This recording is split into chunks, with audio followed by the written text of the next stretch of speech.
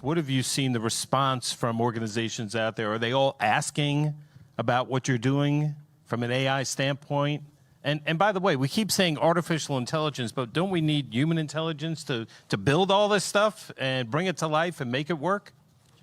Yeah, absolutely. The demand is obviously through the roof. I mean, that AI is the hottest topic word that ever gets dropped anymore. It is. You're right. Every workforce board or DOL that we work with, it's what they want, immediately.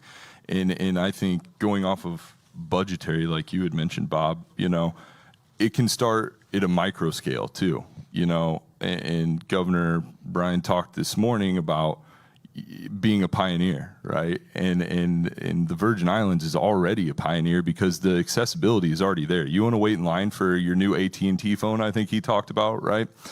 The line to ChatGPT is free.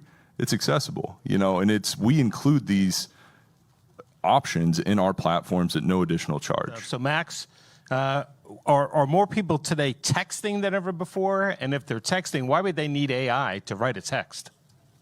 Yeah, that's a good question. That's why I asked it. Yeah. Now listen. So one of the largest problems when people go to create any kind of script, right, Yep. is, and writer's block exists for a reason, right? And one of you mentioned, it might not all be perfect, right? But 80% of it might be usable or more than likely usable. So just getting that initial basis to build off of, when doing any kind of communication and texting specifically, anymore, it's kind of expanded across all age groups with text messages. And he brings that up because I sent everybody in here 1 million text messages, and I appreciate all of you. I didn't get yours. You didn't get them? No. You're not in the club. Sorry. No. But, it's just building that script instantaneously. Like you said, Mike, it'll do it through 300 emails. It'll generate a text. I used it today for lunch alerts, all that stuff. I just tap it into ChatGPT through our platform.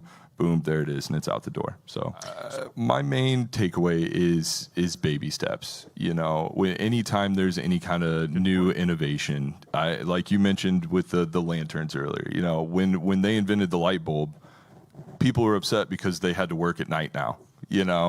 And so and when the internet was created, people were terrified. This isn't going to be something to be fearful. And I was at first, and I was, because I'm an expert, my expertise is in engagement, communications, and information accessibility.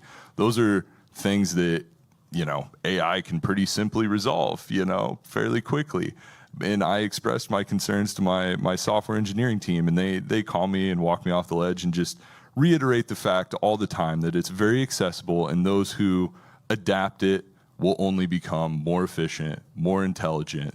And you want to be an early adopter as soon as possible. And that starts with something like a free ChatGPT account, or understanding how your Nest thermostat works, understanding how packages get delivered to your door, and just blindly don't, say, hey, awesome, my toothbrush is here in 24 hours, Actually involve yourself in that and learn, because it can teach you so much so quickly. And that's really what it's about for both employers and job seekers. Thanks, Max.